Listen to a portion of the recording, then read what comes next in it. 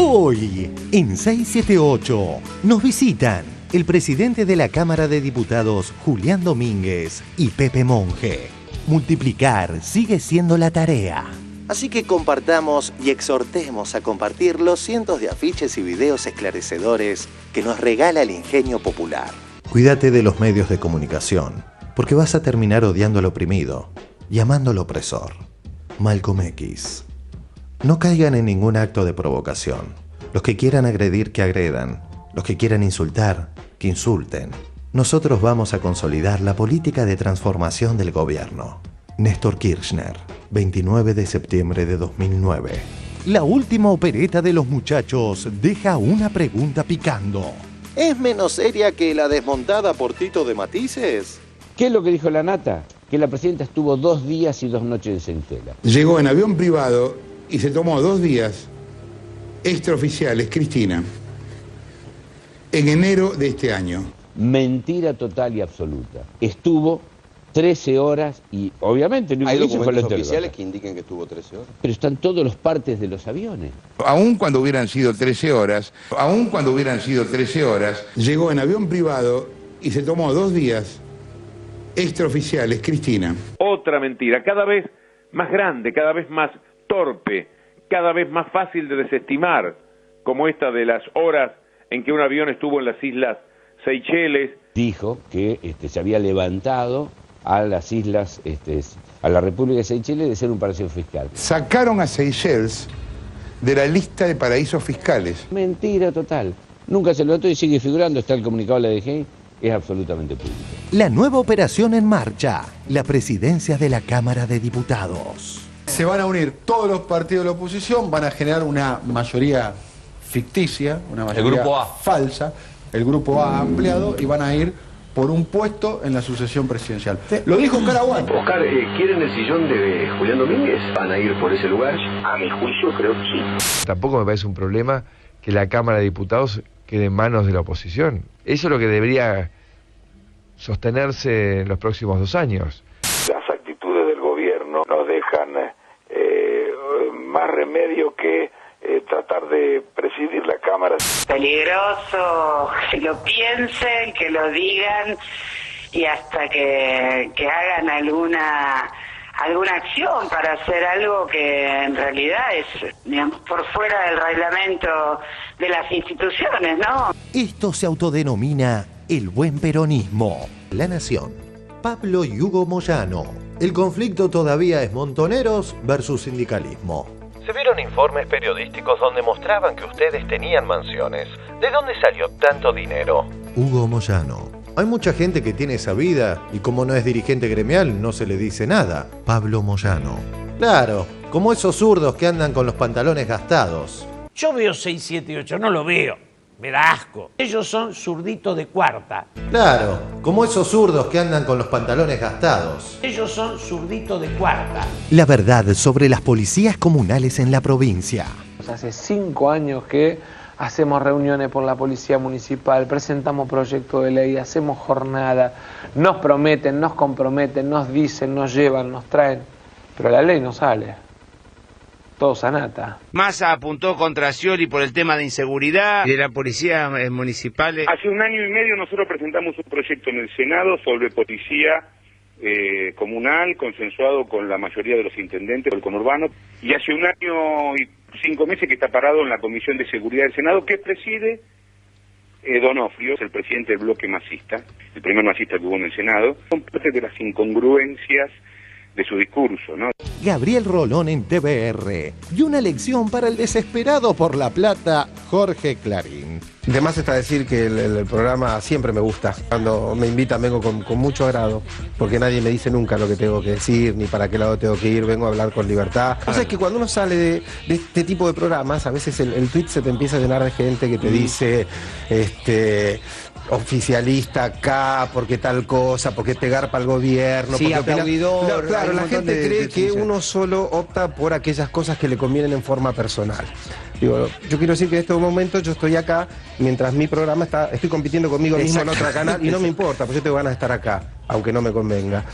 Y la otra cosa es que yo he presentado ese programa en la televisión pública, Hace 3 años me prometieron que me iban a llamar en una semana y no me llamaron nunca ni para decirme que no. He presentado un programa en Radio Nacional, lo mismo, me prometieron llamarme en 10 días, hace 2 años no me llamaron nunca para decirme que no. Presentaba un proyecto en Encuentro y no les gustó.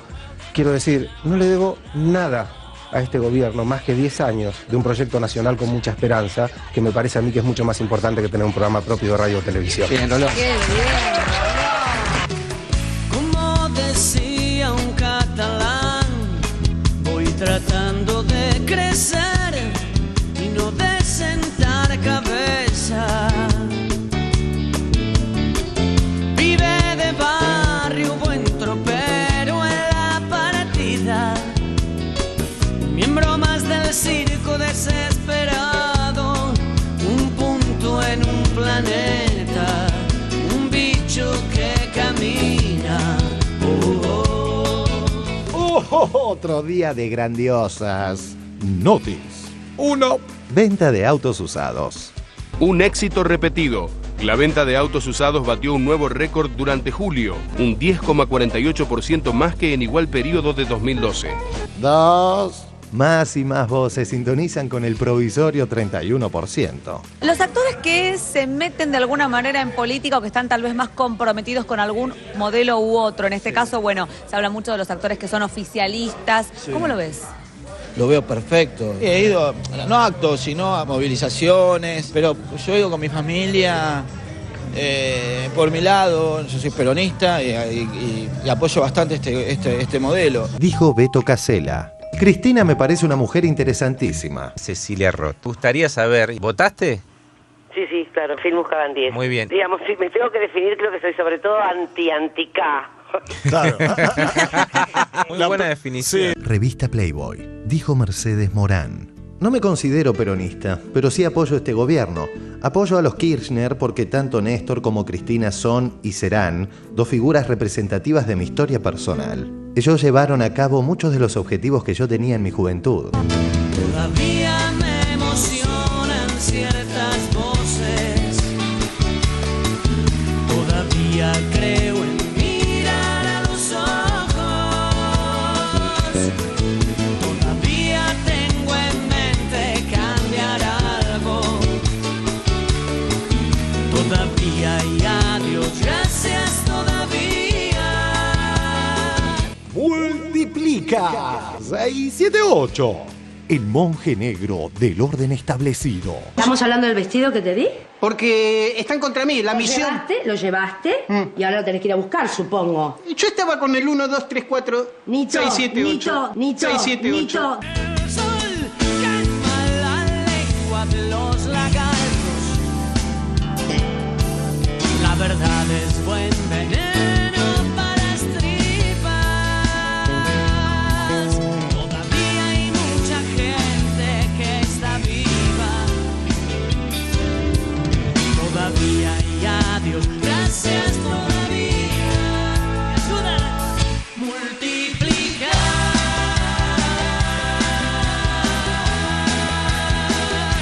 Es la tarea, es la tarea, es la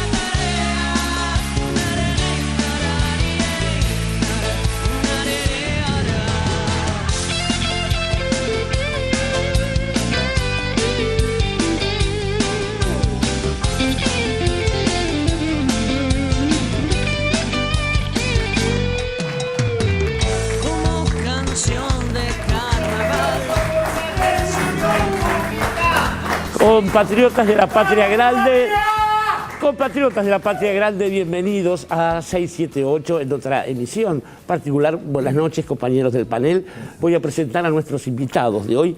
Tengo a mi izquierda un hombre del campo, digo del campo nacional, naturalmente, pero que además conoce muy profundamente de temas agropecuarios. De hecho, fue ministro de Agricultura, Ganadería y Pesca de la Nación, con logros que casi todo el mundo advierte simplemente con asomarse a la realidad. Además, ha sido diputado provincial, ha ejercido cuanto cargo a uno se le ocurra, incluida la intendencia de su pago natal, los pagos de Chacabuco. Julián Domínguez, bienvenido, es el presidente de la Cámara de Diputados de la Nación. Bienvenido. Bueno, un gusto. Buenas tardes. Y bueno, cuando uno se acostumbra a ver una figura en la televisión, se dice que el hábito, en este caso, hace al monje Pepe Monje, un querido actor y amigo. Muchas gracias. Tendríamos que empezar, el tipo que nació el 22 de marzo, allá lejos, tenía 15 años en Pelito, como su nombre lo indica. Sí, pero entremos a temas más importantes que... Por supuesto. Que esto. Yo voy a decir, además, más adelante, igual que está interpretando la obra Tierra del Fuego. Tierra del Fuego, sí, en El Tinglado, es una obra que habla sobre el conflicto Israel-Palestina. Es una obra que está dando mucho que hablar. Sí. Por suerte agregamos un día más y el conflicto son dos posiciones completamente antagónicas que chocan entre sí como siempre pasa, pero quiero, antes de seguir hablando de esto, nosotros tenemos habitualmente informes armados sobre la actualidad, en este caso la actualidad nos ha ganado. Queremos comunicar que ha renunciado el jefe penitenciario tras la fuga de 13 detenidos del complejo penitenciario de Ezeiza.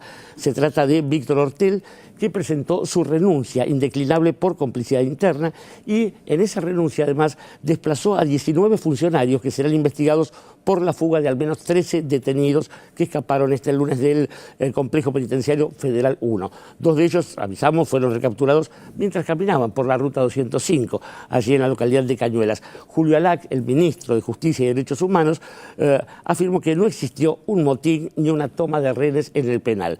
Sí confirmó que hubo un herido y además anunció la designación de Alejandro Marambio en este cargo y creo que Mariana Moyano sabe alguna cosa más. No, él estuvo en ese cargo hasta creo que el 2010, si no me equivoco, 2011, y va a volver a ocupar ese lugar. Hubo algunas desinteligencias, como suele pasar con funcionarios que vienen de un cargo a otro. Lo que nadie puede negar es que tiene una trayectoria amplia en el tema. Él sabe mucho de criminología penitenciaria, fue incluso jefe de gabinete del área penitenciaria, trabajó en el Ministerio de Justicia en ese lugar, cuando todavía estaban, era otra el armado de los ministerios, ¿no? Y bueno, está viniendo de España, así que yo creo que mañana que es que ya asume en el cargo y del tema sabe muchísimo. Bien, Cintia García. No es una buena noticia la renuncia de Ortel, por lo menos para los que manejan el tema carcelario y criminología, cuando uno piensa en esta fuga que, a tono con lo que dijo el ministro Alac, otros especialistas como Marcelo Saín o Claudia Cesaroni, que son críticos del sistema penitenciario, no se puede no ser crítico del sistema penitenciario, pero insisten en esta idea de que no fue un motín, fue una fuga, que los pabellones en Ezeiza son individuales, no comunitarios, hay poca información todavía de los trasfondos, pero Cesaroni, por ejemplo, dice, conozco bastante bien esa cárcel, imposible irse sin apoyo calificado de los penitenciarios, por eso la decisión de Ortel de poner a disposición justamente al personal, y habla Claudia Cesaroni, insisto que es una referente en el tema, a 2 meses de las elecciones en las que el centro de las discusiones es el tema de seguridad. Horacio Secchi, que también es periodista de Página 12 y sabe muchísimo del tema carcelario, también acuerda con Cesaroni lo mismo que Marcelo Saín. A mí me parece que acá hay la mano del servicio penitenciario y de la corporación policial que triunfa frente a un funcionario democrático como fue y es Ortel. Hay un nuevo funcionario, entonces es Alejandro Marambio, e iremos viendo con el correr de las horas qué otras cosas se saben. Pero vamos a ir al primer informe del día en 678. Alguna vez Homero Mansi dijo que Mitre era un prócer tan vivo que se había dejado un diario de guardaespaldas. Roberto Noble, entendió la lección y creó Clarín. Vamos a ver qué ha pasado con Clarín y su relato de la historia. Relato, una verdadera ficción. Clarín contra la democracia. La historia de la Argentina. Desde el año 85 que yo ingreso a Papel Prensa, la planificación estratégica que hacíamos los 3 diarios era justamente fijar la agenda a los gobiernos que había en ese momento, a los futuros gobiernos. Me dice Héctor, José, no te engaño, los diarios duramos 100 años, los gobiernos duran 6. Los primeros 2 años hay que sacarle todo, los segundos 2 años hay que pegarle para seguir sacándole, y los terceros 2 años hay que voltearlo para que venga otro. Eso dijo. Ese era el concepto. Y eso era la planificación estratégica. Hace poco me comentó un colega que trabaja en el Grupo Clarín que un jefe los había reunido y les había dicho, acá el tema no es ganarle las elecciones a Cristina, el tema es derrocar a Cristina. El ex codirector de Papel Prensa José Pirillo y el periodista Roberto Navarro explican el recrudecimiento de la campaña de Clarín basada en mentiras contra el gobierno democrático y sirven de inmejorable introducción para contar la historia del grupo que ha manejado durante décadas los destinos de la Argentina. Las décadas coronadas con la placa de crónica del 53% de pobreza. Una nota del diario Clarín de marzo de 1977. La firma en la editorial es de Ernestina Herrera de Noble y va el título con: el compromiso nacional, se impuso el orden, se restableció la confianza en el ámbito interno y en el ámbito internacional. Pero como ha dicho el presidente Videla, con claridad y cierto apremio indicativo, hoy 24 de marzo de 1977, la subversión armada está derrotada y dispersa, el triunfo del orden no pudo ser más amplio. Cuando Alfonsín en el año 89 le faltaban 6 meses para terminar el mandato y reúne un grupo de empresarios, entre ellos empresarios de medios, para pedirle que le den un respaldo para poder terminar el proceso democrático, ahí en esa oportunidad es cuando Manetto pronuncia aquella famosa frase diciendo: el obstáculo es usted, tratando de empujar la salida anticipada de Alfonsín. Libro Raúl Alfonsín, La democracia a pesar de todo.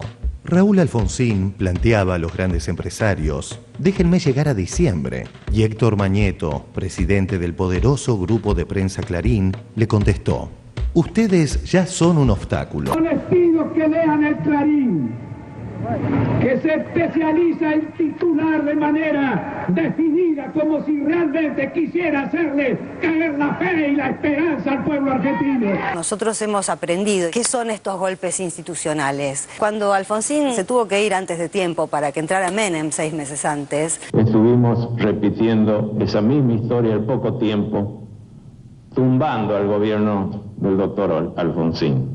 Tumbando al gobierno del doctor Alfonsín. creo que no cabe demasiadas dudas de que si se tuvo que ir Alfonsín fue porque Menem ya había prometido a las corporaciones, no solo a Clarín, a las corporaciones, que iba a gobernar en la línea que sí sabían las corporaciones y que el pueblo no sabía. Cuénteme un poco, ¿qué sensación ahora que ya están en poder casi de Canal 3? Es una de la primera privatización importante que se ha hecho en el país. ¿Y lo hacen al principio o al final? Y lo hicieron al principio del gobierno y no al final. Esto está demostrando un convencimiento en los sectores de poder de que es el camino correcto. Clarín, 1 millón de ejemplares en la calle, ¿va a tener la misma libertad que tiene ahora para decir eso, amar y eso está bien? Creo que sí. Es decir, la libertad que tienen los medios de comunicación es la libertad que los propios medios de comunicación saben defender. Todos sabemos que la relación entre el poder y los medios de comunicación es una relación no fácil, que tiene... A papá se lo va a decir. Todos tenemos experiencia de eso. Es una relación no fácil, pero la libertad que tenemos es la libertad que sabemos ganar y sabemos defender. Diario Clarín de diciembre de 1989, el día después de privatizar Canal 13. La señora Ernestina Herrera de Noble afirmó que se había abierto una nueva etapa en el país. Me felicito, finalizó, de poder hacer estas declaraciones y felicito al gobierno del presidente Menem por la decisión política de tanta trascendencia en los momentos del inicio de su gestión. La anécdota Menem-Mañeto, sí. Discutían el tema de, bueno, Menem le concedió Canal 13 a Clarín y todo eso. Entonces parece que Menem en medio de la discusión le dice a Mañeto, lo que pasa es que usted lo que quiere es mi puesto. ¿Usted quiere ser presidente? Usted quiere ser presidente. Contestó Mañeto, puesto menor. Puesto menor. La cuestión es evitar los monopolios. Los monopolios, claro, pero están existiendo ya. Sí, ya desde hace rato que hay monopolios. No me haga hablar más, Mirta, por favor. ¿Que se refiere al caso Clarín? ¿O no, quiere yo no me refiero. Bueno, bueno, no quiere decirlo. ¿Que se refiere al caso Clarín? ¿O quiere bueno, bueno, no quiere decirlo. Evidentemente estamos hablando de la estructura de poder por excelencia, que A le hace hacer a B algo que B no haría espontáneamente. Cuando usted lo llama a Cavallo en marzo de 2001, ¿no lo hace pensando que tal vez Cavallo, como padre de la criatura, era también el que podía lograr una salida de la convertibilidad? Sí, con claro. orden o no, no Claro sabemos que hoy. Claro que lo pensé. Era muy difícil cubrir el cargo y en ese momento la expectativa pública miraba a Cavallo. Las tapas de los diarios lo decían. No se olvide que la prensa tiene mucha influencia en eso. Esto fue la etapa de Clarín del recorte jubilatorio. No, había mucha bronca. No. De la Rúa, el recorte es la única salida y no es negociable. De la Rúa, el presidente, doy la vida por esta pelea. coraje del presidente, la fuerza del presidente. Así se relataba la realidad argentina. El gobierno tomaba una posición política que enfrenta a ciertos poderes, enfrenta a las corporaciones. Yo me reuní con el señor Marietto en varias oportunidades. Me ofrecían, por supuesto, antes de las elecciones del 2008, en pleno conflicto con el campo, nos ofrecían todo el apoyo mediático si nosotros terciábamos. Es decir, Telecom, ustedes saben que está en una posición monopólica. Entonces tiene que vender una parte a un grupo argentino, para poder salir de esa situación monopólica debido a los procesos de inversión que hizo Telefónica en su momento en Telecom. Ese grupo argentino quería ser Clarín. Entonces me vinieron a decir, no, directamente tenemos que ser nosotros, porque así nosotros con eso estructuramos ya todo definitivo, es decir, más todo lo que tenemos, más el avance tecnológico de estos tiempos, necesitamos Telecom. Es decir, ustedes hagan lobby por nosotros para que Telecom sea del grupo Clarín. El señor Marietto no me lo puede desmentir, se lo digo ante las cámaras, así me lo dijo.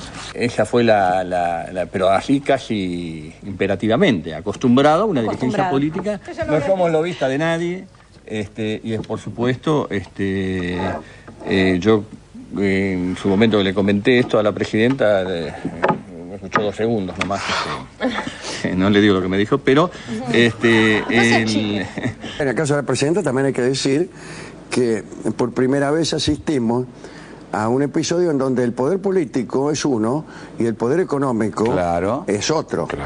Normalmente esto venía, esta es una de las cosas que ha ocurrido, que es nueva, esto venía parejo.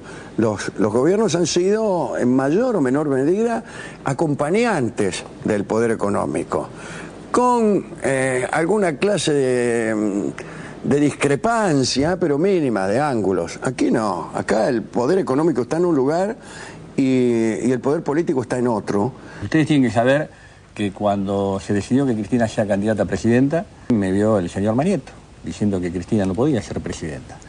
Era mujer, que no iba a sintetizar, es decir, cosa que obviamente tuvo su clara respuesta. Acá en este país, la realidad concreta es que durante las últimas décadas tuvo una importancia muy importante el diario Clarín, encabezado por Marietto y quienes nos acompañan en ese grupo, que ellos quieren determinar quién va de candidato en las elecciones, quién es presidente, si pueden, y después quieren decidir ellos, no lo que votó la gente para que se pueda decidir. Acá el poder económico está en un lugar y el poder político está en otro, y esa es la primera vez que ocurre en todos estos años, y en la historia argentina, cuando mucho, la segunda. Y en efecto, tras afectar el gobierno democrático, entre otras cosas, los negocios de Clarín con las jubilaciones privadas, la televisación paga del fútbol, el monopolio mediático, los intereses privados funcionales al grupo en aerolíneas y Repsol.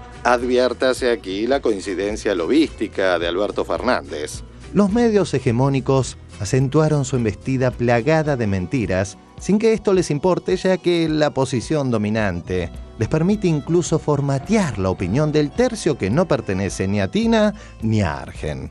Así, tras las elecciones primarias en las que el kirchnerismo fue primera minoría nacional, con un porcentaje aún superior al del 2009, y basándose en la buena performance de sus candidatos de la Sota, Carrió y Massa, entre otros, los voceros de Clarín exigen en masa al gobierno que adopte un rumbo económico perjudicial para las llamadas clase media, media baja y baja, pero funcional a los de las corporaciones.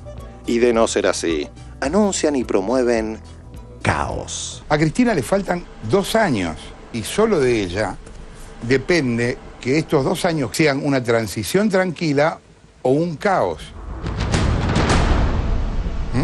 Cristina Fernández de Kirchner ya es el pasado. El mayor desvelo de Cristina, ser pasado. Es un escenario de catástrofe. Espero 2 años donde el mejor lugar para estar va a ser debajo de la cama, mamita. Agarrémonos. Si este es el rumbo, que Dios nos ayude, señores. Tiene que entrar en el debate nacional si la mujer está preparada para ejercer política per se. Si el gobierno se encierra, la vamos a pasar muy mal. me dice Héctor, y los terceros 2 años hay que voltearlo para que venga otro. Hace poco me comentó un colega que trabaja en el Grupo Clarín que un jefe los había reunido y les había dicho, acá el tema no es ganarle las elecciones a Cristina, el tema es derrocar a Cristina.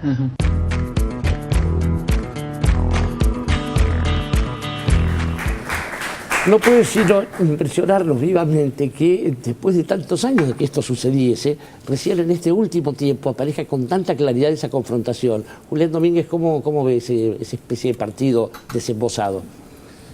Sin duda la contradicción que tuvieron los gobiernos populares elegidos por el pueblo es gobernar para sus mandantes que eran el pueblo, los intereses y los factores de poder. Nunca como con Cristina quedó claro cuál era la disputa del poder y los intereses a los cuales de la política se servía. Cristina nos ha vuelto a los militantes políticos la confianza en la capacidad de transformación que tiene la política y en honrar la soberanía del pueblo.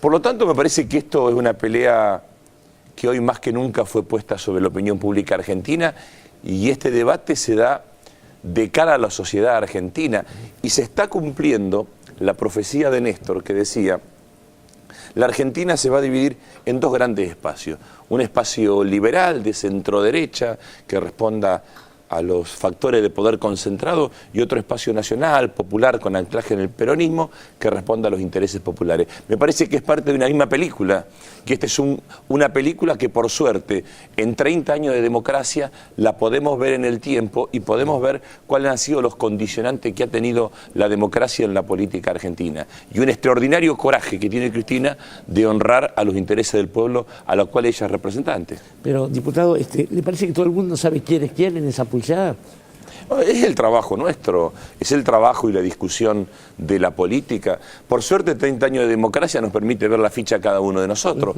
qué hemos hecho de nuestra vida, a qué intereses hemos servido y en qué momento y en qué lugar hemos estado en cada momento de la historia política de la Argentina. Por lo tanto, me parece que este es un trabajo de debate cotidiano y uno todos los días tiene la posibilidad de explicitar a qué intereses representa ante cada decisión. Por eso me parece que es un tema que hoy más que nunca está en discusión en la sociedad argentina. ¿Qué modelo de país definitivamente consolida 30 años de democracia y cuáles son los intereses que determinan el comportamiento de la dirigencia política?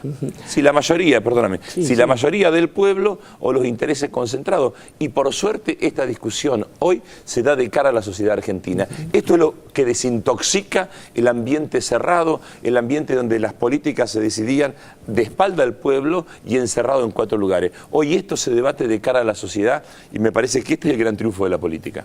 Pepe Monge, te has subido, vos igual que mucha otra gente, a otro escenario, un escenario de la realidad, digo, con una decisión contundente, ¿no? Sí, por suerte. Es un momento muy interesante, es un momento de apertura para todos y es muy importante que todos colaboremos desde el lugar que tenemos que colaborar. Es muy interesante. Yo coincido con lo que estabas diciendo vos. Yo creo que es un momento de cambio en la Argentina, de una evolución, porque los historiadores hablan que no pueden hablar del futuro, pero sí tienen que decir cuando hay un nuevo movimiento, porque estamos siendo muy cíclicos a veces, empiezan a aparecer las mismas frases. Entonces, si ya vimos un poco la historia, ya sabemos a lo que nos lleva, aprendamos todos y cambiemos el rumbo y tratemos de observar dónde está lo nuevo y sigamos esa línea, porque si no, vamos a volver a caer en esta historia que nos está marcando y se nos pone todos los días frente a nuestros ojos, decir... No podemos repetir, Seguro, ahora lo nuevo, si no está fundado en memoria, en verdad y justicia, difícilmente surge de ahí. ¿Cómo ves, Moca, esta confrontación justamente? Me pareció muy bien, muy oportuna la idea de los ciclos, porque yo creo que la Argentina tiene una experiencia cíclica. Todo el siglo XX fue una experiencia, o buena parte del siglo XX fue una experiencia cíclica entre experiencias frustradas de la democracia y golpes de Estado que volvían para atrás al país.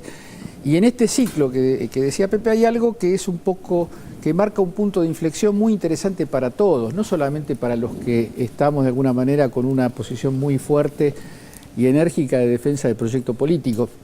Consiste en que, a diferencia de otras veces, hay una enorme energía, una enorme convicción en el elenco dirigente, empezando por la presidenta, en el sentido de que ya no es un derecho gobernar si te elige la mayoría de la sociedad, sino que es una obligación, y que el destino democrático, el mandato democrático es enfrentar a las corporaciones y no ceder ante las corporaciones. Por mucho menos aprietes y amenazas que estas, han caído gobiernos o han claudicado gobiernos, que es la forma elegante de burlarse de la democracia. Y quiero puntualizar nada más, seguramente vamos a tener oportunidad para seguir hablando de esto, porque no va a desaparecer esto. El tema de la corrupción. El tema de la corrupción se ha convertido en una especie de demonio, de fantasma, una especie de núcleo discursivo que tiene la virtud para los enemigos de la democracia de generar desasosiego, de generar incertidumbre en mucha gente de buena fe, de mucha gente que comparte las políticas del gobierno y que es de alguna manera chantajeada.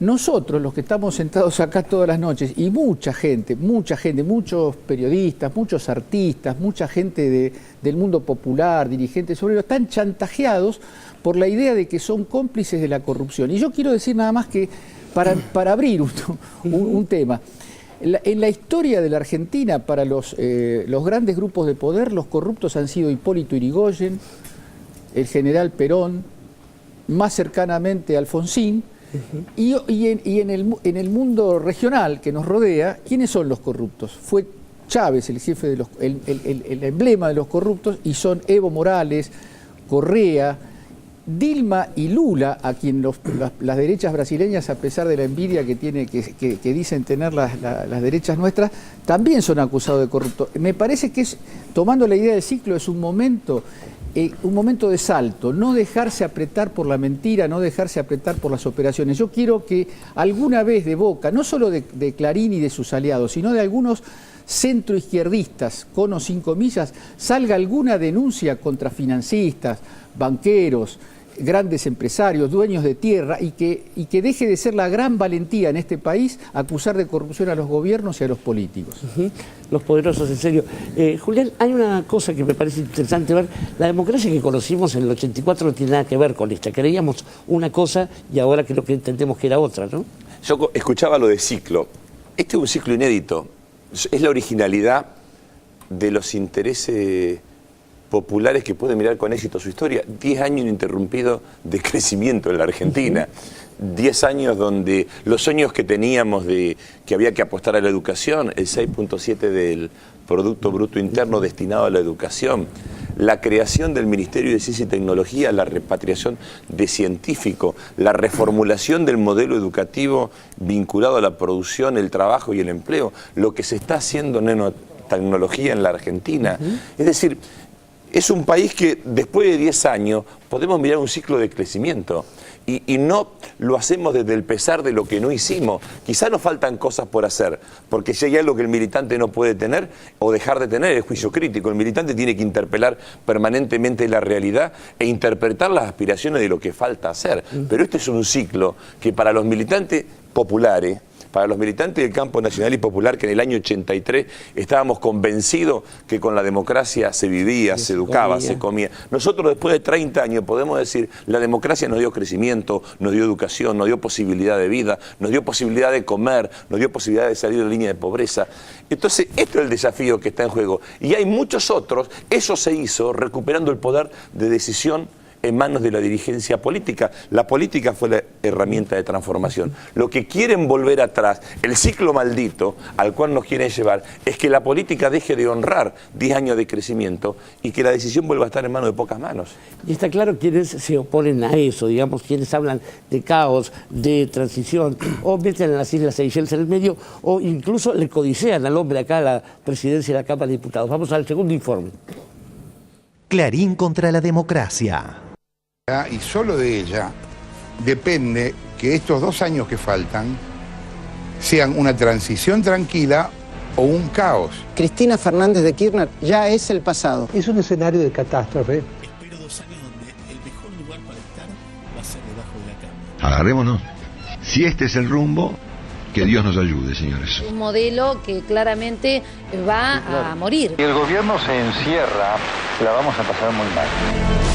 Y en la búsqueda de su ansiado caos, los que supieron poner a la presidenta democrática en un recuadrito de la pantalla contrastada con un ignoto pero gigantesco desabastecedor alimentario de la población, sintonizan a la perfección la tapa de Clarín del domingo con el informe de Canal 13 luego replicado en cadena, basado en una, entre comillas, investigación, que sin dudas, junto al falso viaje de vudú a Carmelo y la bóveda que se abre desde adentro, integra la terna titulada Ponerlo al aire fue, como mínimo, alocado. Salimos de Buenos Aires el lunes a la mañana y llegamos el miércoles al amanecer a este lugar, mirá.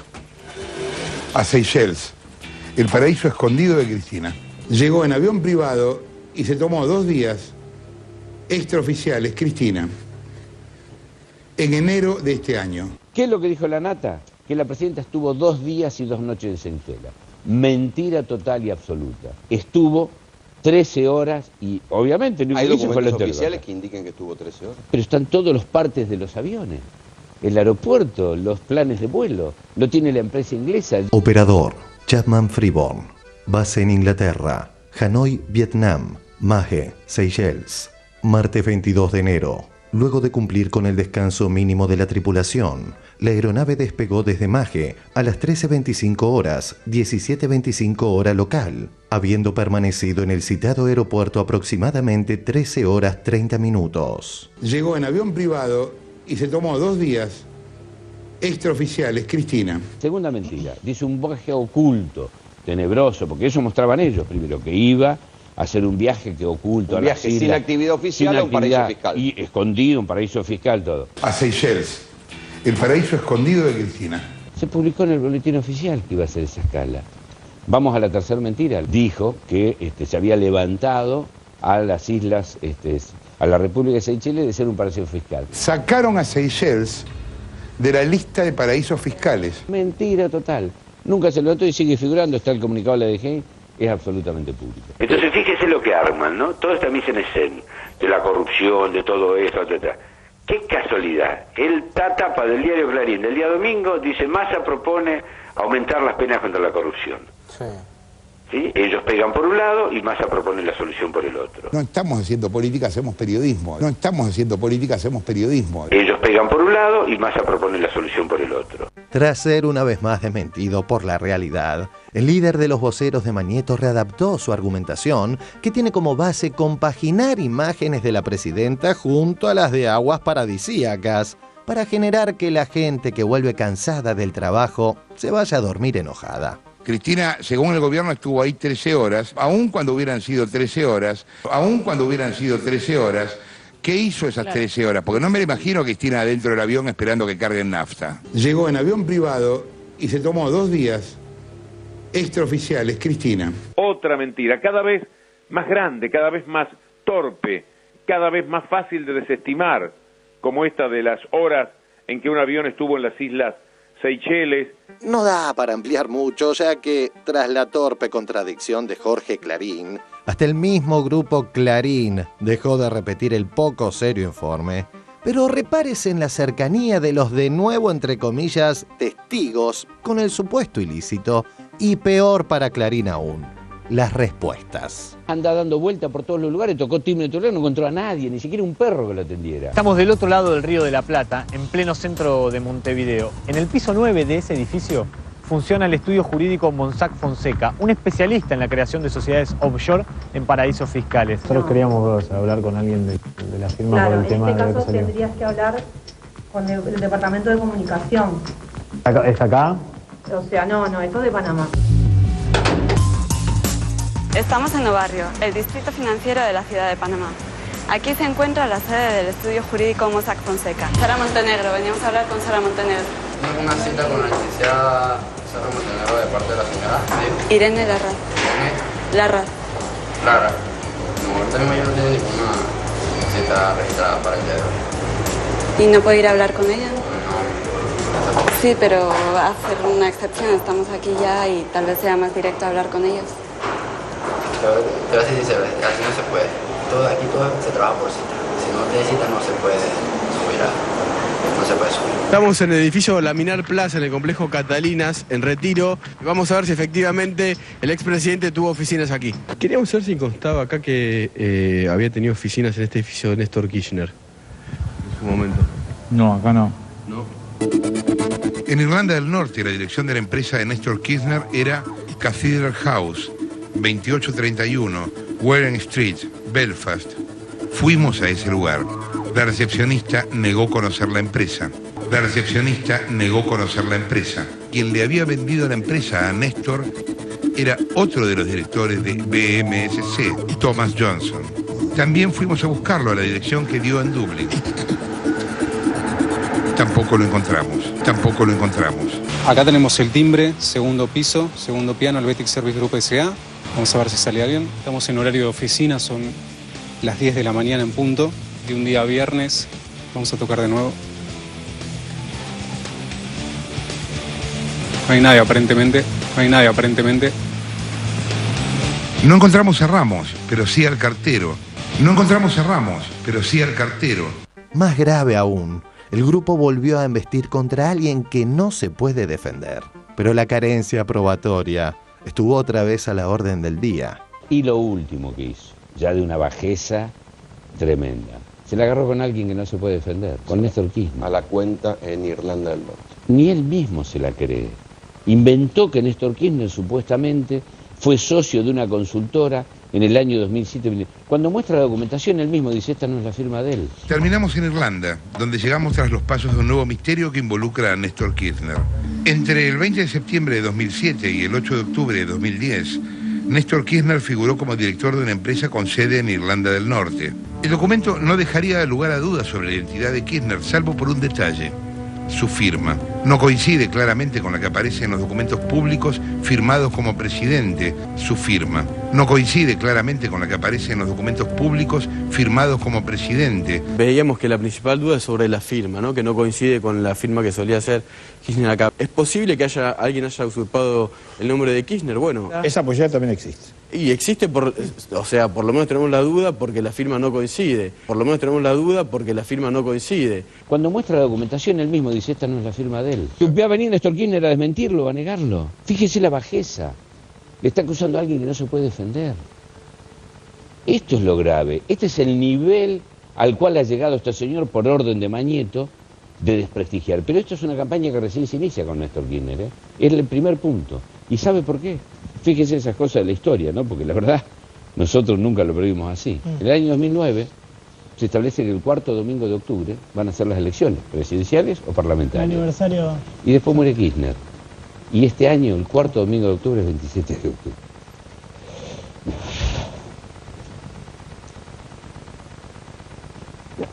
¿Qué es lo que quieren?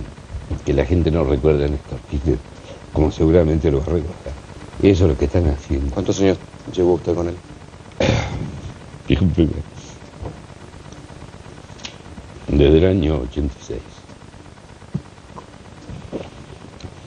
Ese es el tipo de gente que tenemos y que se escuda en una profesión que ejercen ustedes, que es el periodismo, para hacer este tipo de cosas.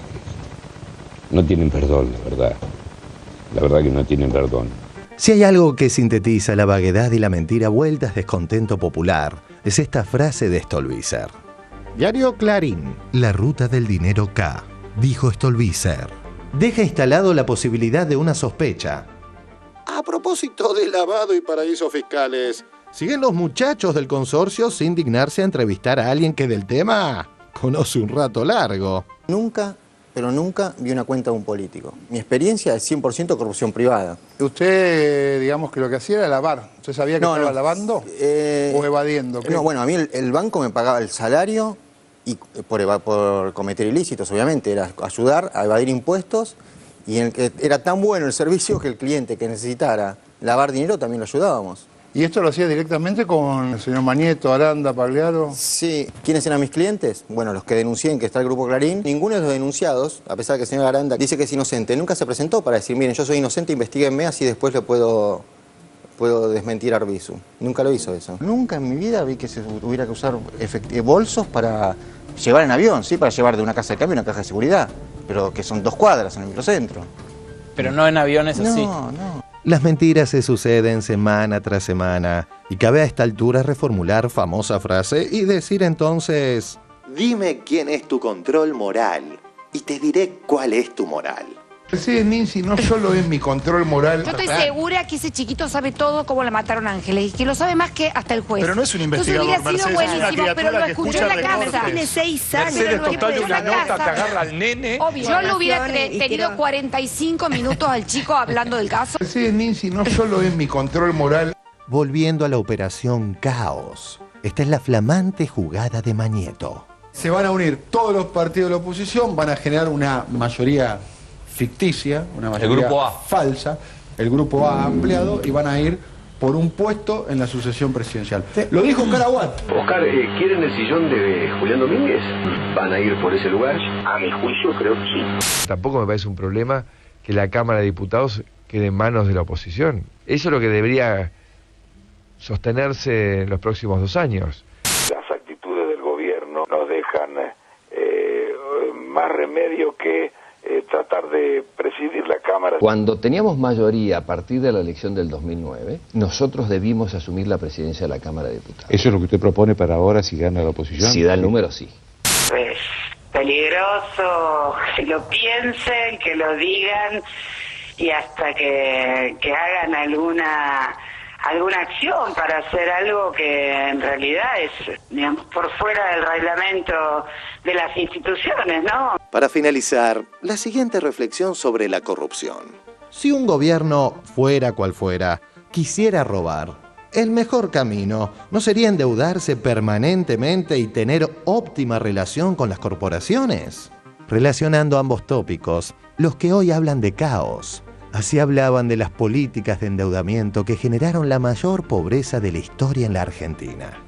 Marcelo Bonelli estuvo esta tarde, tuviste el alto honor. Sí, estuvimos con Anup Sim. Anup Sim. Ahí estamos viendo las imágenes. Ah, pero estuviste ahí, silla de por medio. Sí, efectivamente. Parecía el fondo. ¿Y cómo lo viste? Muy elegante, sí. Muy buenas pilchas. Y además, tipo faraón.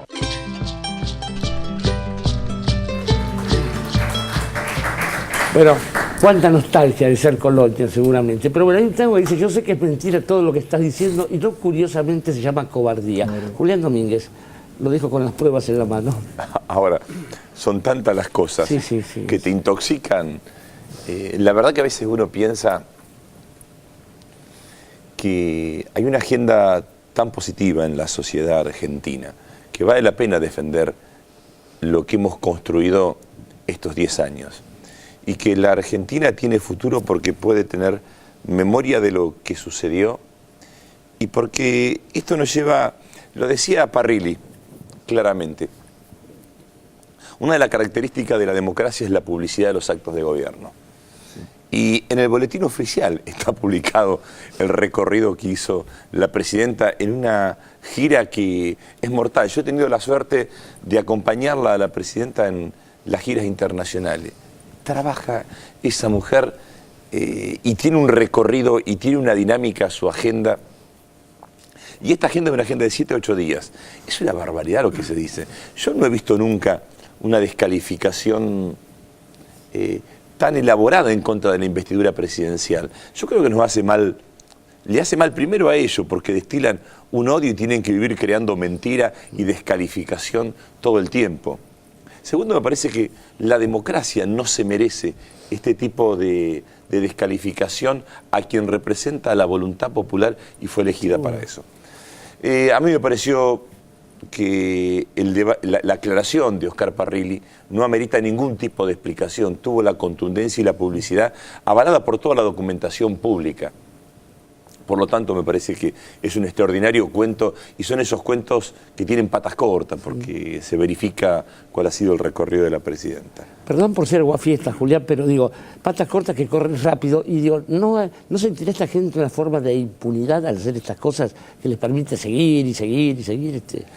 Y son militantes del desencanto, son militantes del hastío moral, del cansancio. Entonces, tienen un propósito.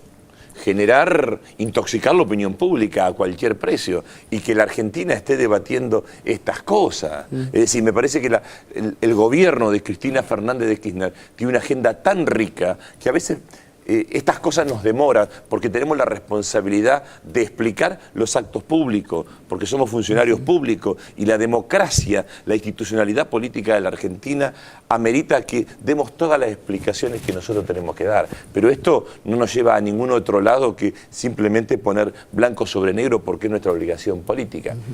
Sobre la presidencia de la Cámara de Diputados. Mi abuelo decía, y lo decía Perón, para hacer el guiso del libro primero hay que tener cazada la liebre. Entonces, primero hay que votar. Es decir, a ver, una crítica a todo el periodismo. Estas fueron elección de candidatos, no fueron elecciones. Primer tema. Que sea un mensaje, como dijo nuestra presidenta, que nosotros tenemos que leer, lo leemos con la agudeza que reclaman los candidatos que han tenido un alto nivel de participación en su selección como candidatos. Pero las elecciones legislativas son en octubre, primer paso. Es decir, allí la gente va a elegir los candidatos que quieran. Que este modelo político, este proyecto de gestión que encabeza Cristina Fernández de Kirchner tenga el acompañamiento parlamentario y quienes se oponen a este proyecto de gobierno que encarna la presidenta tengan una oposición parlamentaria. Lo que claramente están definiendo, y eso es lo que llama la atención, es que de antemano están celebrando un triunfo que la gente no se ha pronunciado. Por de pronto a mí me parece burlar la voluntad popular. Primero dejemos que la sociedad elija sus representantes. Segundo, que se armen los consensos parlamentarios para elegir las autoridades de la Cámara. Que esto es la otra tarea, es decir, los consensos parlamentarios es por afinidad, es por proximidad ideológica. Entonces me parece que es muy anticipado emitir un juicio sobre lo que debería hacer la oposición, porque después no pueden sostener posiciones en conjunto. Por lo tanto, me parece que esto demuestra cuál es el deseo de algunos dirigentes políticos con respecto a lo que suceda los próximos 2 años en la Argentina. Llegaron a decir, ojalá que la Argentina le vaya mal económicamente para que el gobierno tenga dificultades. Por eso me parece que esta es la Argentina del pasado, que tenemos que definitivamente hacer todo lo posible para dejar atrás, porque la Argentina que nosotros nos debemos primero a nosotros mismos, después por 30 años ininterrumpidos de democracia y por la lucha de garantizar la soberanía popular como expresión de la mayoría en la Argentina. Otra Argentina, una Argentina mucho más inteligente, mucho más creativa, que entusiasme, una Argentina donde discutamos cómo hacemos para mejorar la oferta educativa, cómo hacemos para incluir, cómo hacemos para crecer, cómo hacemos para hacer más competitiva nuestra economía. Y esta es la discusión que está en tensión. O volvemos al pasado trabando la gestión de gobierno o liberamos las mejores energías de los argentinos para los próximos años. Pepe Monge, ¿le está militando esta historia? Sí, claro, soy argentino. Me parece que necesitamos un Lanata un poquito más serio. Me parece o sea, realmente lo necesitamos. Yo no entiendo, yo trato de ver a veces el programa y yo no sé si me está dando ficción, si es un show, si él está disfrazado. Y si él me está dando las noticias con la seriedad y la profundidad que tiene esas noticias, a mí me gustaría que no haga tanto abracadabra, que no me ponga, digamos, a alguien haciendo una imitación de una figura que me la cansa y ya me pone de mal humor, que ni siquiera me da un chiste y me da inteligencia, que me presente la información de otra forma. Todos lo necesitamos. Y es evidente que también con respecto a cómo se está a lo que está cambiando, digamos, y la política, que obviamente al cambiar la política creo que el periodismo también debería cambiar, nos están indicando de que no se hizo todo mal, porque no bajó un 100%. Nos indican que hay algo y muy bien hecho y hay otras cosas que nos faltan, nos están haciendo un llamado de atención. Y digo, nos están haciendo porque soy parte también de este país. Y me parece que esos son los puntos que hay que cambiar. Y con respecto a cómo se están manifestando políticamente, Creo que están indicando por dónde van a ir y bueno, hay que trabajar ahí y por suerte hay todo un grupo adocenado que primero van a tener que ponerse de acuerdo. Es todo lo mismo cuando me parece que yo me siento mucho más cómodo trabajando en un equipo en el cual se quiebra, pero sí, adelante.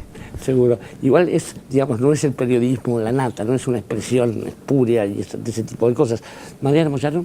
Yo celebro muchísimo que estemos hablando de la denuncia de la nata en el contexto de Clarín y de la democracia, porque si no queda como en chiquitito, ¿no? Uno contra otro, pareciera que uno está discutiendo esas cosas, y en realidad Clarín viene intentando cargarse la democracia hace muchísimo tiempo. Con Alfonsín sabemos lo que hizo, con Menem también lo hizo, una vez que no le sirvió más, fue por Menem, y hay una nota que o que la desmienta Adolfo Rodríguez Sá y que diga que Fontevecchia es un mentiroso, o que Fontevecchia diga que Rodríguez Sá es un mentiroso, porque hay una entrevista que me parece esclarecedora que le hace Fontevecchia a Adolfo Rodríguez Sá cuando él deja de ser presidente interino. Le dice, ¿qué cambió esa semana? ¿Solo el tema de la devaluación? Exactamente, contesta Rodríguez Sá.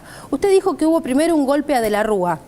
Lo pusieron a usted por 3 meses para que cargara con todos los costos y devaluara, y luego se dieron cuenta de que no lo haría. En un diario de hoy, dice Rodríguez Sá, dice que Duhalde cenó la noche que asumió con Mañeto, donde le llevaron la ley de patrimonios culturales unida a la devaluación. Y dice Fontevecchia, pero usted se refiere a la UIA y Mañeto está en AEA. Las reuniones eran con los empresarios, dejo claro quiénes estaban. Los menciona y menciona a Rendo, entre otros. Todos querían devaluar. Mendiguren, candidato de Massa, era la voz cantante. Y después de Mendiguren, ¿quién sería el otro que tenía el rol más fuerte? Y sigue explicando, entonces termina Adolfo Rodríguez Sá diciendo... Quiero que sea preciso, le dice Fontevecchia. Le pregunto nuevamente, durante la semana que usted fue presidente se reunió 2 veces con Mañeto y con Rendo. En esta yo me reuní con Rendo. Mañeto se había reunido con mi hermano. ¿El pedido de devaluación había sido por Rendo, no por Mañeto, o Mañeto se lo hizo a su hermano? La evaluación me la pidió Rendo a mí en una reunión y lo ratificaron esa noche en Olivos. ¿Quiénes lo ratificaron? Los industriales no estaba. Rendo, pero Mañeto a mí me lo pidió Mañeto. Ajá, bueno. Qué suerte recibir órdenes directas, Dante Augusto Palma. Sí, a ver, si en los 90 quedó desacreditada la palabra de la política y en los últimos años quedó desacreditada la palabra del periodismo, me parece que la pregunta es, bueno, ¿cuál es el costo social e institucional que nos quiere hacer, digamos, que el periodismo nos quiere cobrar por recuperar en parte esa palabra? Más allá de que creo que la nata en realidad no intenta posarse en el lugar de, otra vez, el periodista independiente, pulcro, sino en realidad el periodista del barro. O sea, me da la sensación de que más que reivindicar la palabra del periodista, la nata lo que intenta hacer es desacreditar la palabra de la política y ponerla en igualdad de condiciones. Pero a mí me parece que está bien que el informe vincule el tema del periodismo, de la democracia, incluso con el primer informe también, porque... da la sensación que la necesidad que tiene el periodismo de volver a ocupar ese lugar que ocupó en los años 90 va contra todo orden institucional y va contra, digamos, hoy la justicia, veremos a ver cómo falla, pero en principio está siendo cómplice, o una parte de la justicia está siendo cómplice de las corporaciones. Pero en su momento va a ir contra la justicia, como va contra la política, como va contra los diferentes sectores sociales, ¿sí? Digamos, para que la palabra del periodista vuelva a construir realidad, tiene que derrotar todo lo otro, y tiene que desacreditar todos los otros órdenes y todas las otras opciones, ¿no? que hay socialmente, y eso me resulta muy, muy peligroso. Y desinfectarse de esas opciones también. Cintia García. Yo quería preguntarle al diputado Julián Domínguez sobre 2 cuestiones que me parecen novedosas, comunicacional y políticamente. Primero, la respuesta, digamos, en vivo del gobierno a la nata, digamos, entendiendo... me atrevo a decir que la arena es comunicacional y que si bien eso no es una novedad, sí hay una novedad en esa respuesta en vivo al programa. Y segundo, la inusual tapa de Página 12 de hoy con las declaraciones del gobernador Daniel Scioli. Ayer a la noche lo escuchaba en TN y hoy lo leí en Página 12, que usa la palabra inquietante. Pareciera haber despertado Scioli y establecido definiciones que tal vez esperaban de él, definiciones contundentes. Habla de procesos de destabilización, de la inquietante que le resulta el planteo político de Massa, y quería reflexionar con usted sobre esas 2 situaciones. A ver, lo primero es la esencia de la democracia. Cristina fue legisladora Y la publicidad de los actos de gobierno ha sido una de las banderas que nuestra presidenta ha hecho flamear sobre su gestión, y de hecho la explicación del secretario general de gobierno responde a esta vocación republicana de hacer públicos los actos de la presidenta de la República. Y esta es la esencia del sistema democrático. No se ha dicho en el sistema democrático tantas barbaridades de la figura presidencial como en este tiempo. Por lo tanto, podemos decir que las libertades y las garantías constitucionales, todos los argentinos tenemos la posibilidad de ejercerlo a pleno, aún los factores que responden a intereses inconfesables. Esta es la primera reflexión. Por lo tanto, esto es altamente auspicioso de un sistema institucional y democrático, porque también nos da la posibilidad a quienes tenemos una mirada del campo nacional y popular y defendemos el rol del Estado, el modelo de representar a los intereses de la mayoría política, de las mayorías populares, de defender nuestra propia identidad latinoamericana, nuestra identidad sobre la patria grande, sobre el rol del Estado, sobre nuestra visión de la historia, porque esto no comienza ni termina con un gobierno. Esta es una historia en la Argentina que tiene sus orígenes, la misma tensión desde que nacimos como una sociedad. Entonces yo en algún momento dije una frase que ganó algunos titulares, que muchos me cuestionaban. Yo dije, o se es frío o se es caliente, tibio no se puede ser, porque se están jugando intereses cruciales en la sociedad argentina. Entonces hay que hablar claramente. El liberalismo encontró una expresión y un candidato que represente a esos intereses y que no tiene ningún otro tipo de limitación, que no tiene memoria, que no tiene historia. Se juntan todos, porque lo que hay que hacer es ponerle un obstáculo al gobierno que lidera nuestra presidenta. Y nosotros creemos que lo que hay que hacer todas las correcciones que uno hace, todo accionar humano es perfectible, todo. Si nosotros creyéramos que todo está bien, no estaríamos en la política, estaríamos haciendo otra cosa, porque siempre va a haber requerimientos para satisfacer la demanda del pueblo y sobre todo los sectores más vulnerables, para con quien nosotros tenemos un compromiso muy especial. Y está bien que los dirigentes empecemos a hablar claro.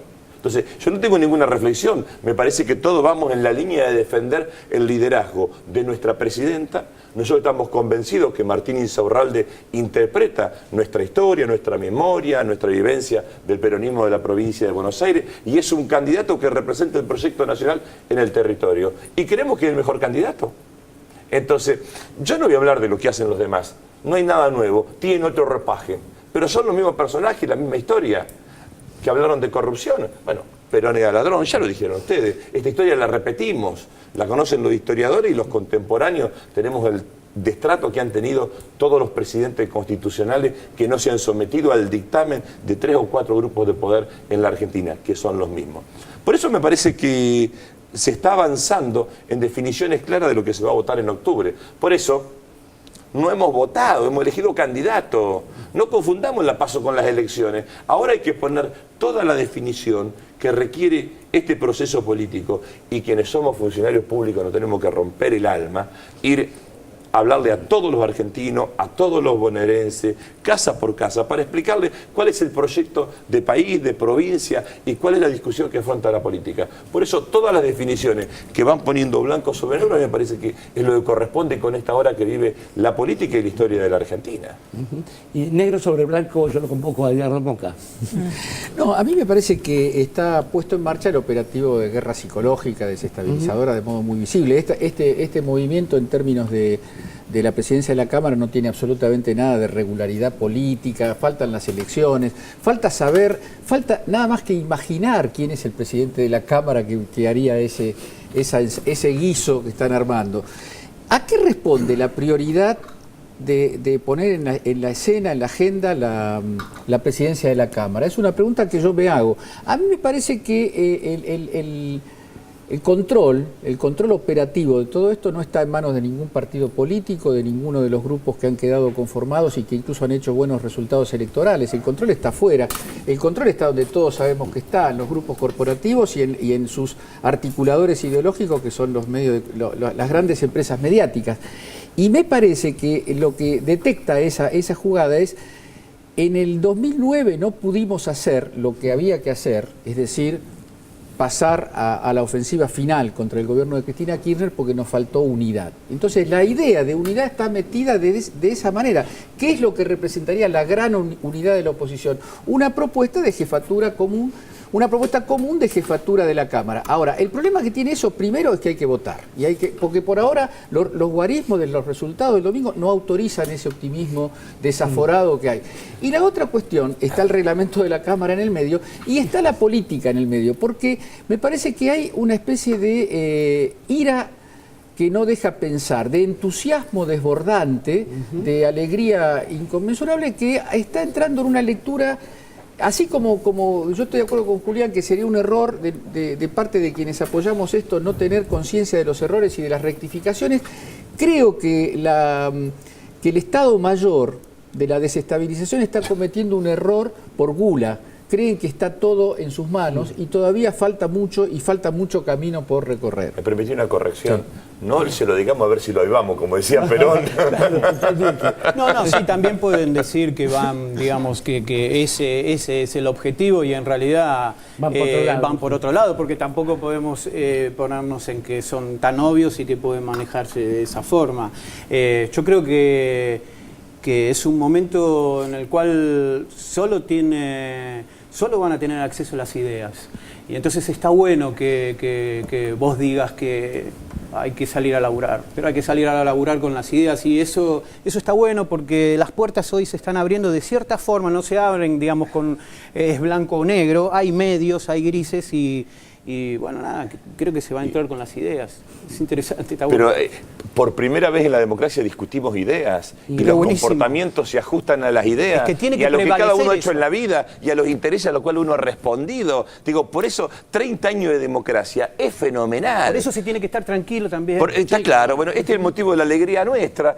A ver, no es la muerte de nadie, es una elección en el medio y primero nos pretenden mostrar como si ya el pueblo votó. El pueblo eligió candidato, primer tema. Segundo tema, primera fuerza nacional, Frente para la Victoria. Segunda fuerza, Unión Cívica Radical. Y esto no hay que olvidarlo, digo, porque esta es la lectura de lo que pasó a nivel nacional. Este es un parlamento nacional, no es el parlamento de la provincia de Buenos Aires. Este es el otro tema que hay que tener en cuenta, donde representa la voluntad de todos los argentinos. Y el tercer tema, nosotros tenemos una fuerza invisible, que es la fuerza de la convicción de lo que hicimos, a los intereses a los cuales 10 años de ejercicio de gobierno hemos respondido a la visión que teníamos del peronismo. Y esto te da la alegría y la serenidad de mirar al futuro, pudiendo recoger que el saldo entre el debe y el haber es mucho más positivo el saldo de lo que hicimos bien. Y ojalá, es más, perdóname, nuestros opositores tratan de decir apoyamos pero no apoyamos, porque evidentemente hay una ponderación altamente valorada por el pueblo. Y yo confío que al gobernar para los intereses populares después de 10 años, en octubre se va a ver reflejado. Pepe. No, que decía que la evolución va a ser de todos, va a ser, digamos, desde la militancia y va a ser también desde la gente que vota, porque también requiere una gran apertura de la gente que hoy no votó. O sea, que vean realmente que hay un trabajo y hay un trabajo a conciencia y que se vio cuál fue, digamos, la señal. Entonces va a ser un juego mutuo, va a ser un juego de relación en el cual todos vamos a tener que aportar y no estar tan recelosos y estar tan pendientes de que nos quemen la cabeza diciendo, haciéndonos imitaciones tan burdas que cuando pasa al informe ya estás enojado, pero no estás enojado por la presidenta, estás enojado por esa mala actuación.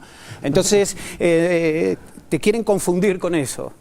Una pregunta, hablando tan abundantemente de la corrupción, ¿no estuvo Levinas en el programa, no? No, Levinas está ocupado volando en un avión. Pero bueno, en fin, estas cosas nos asombran, ¿no? Y Aristóteles decía que la filosofía nace del asombro. De este asombro nace un corte, che, nada más, ya volvemos.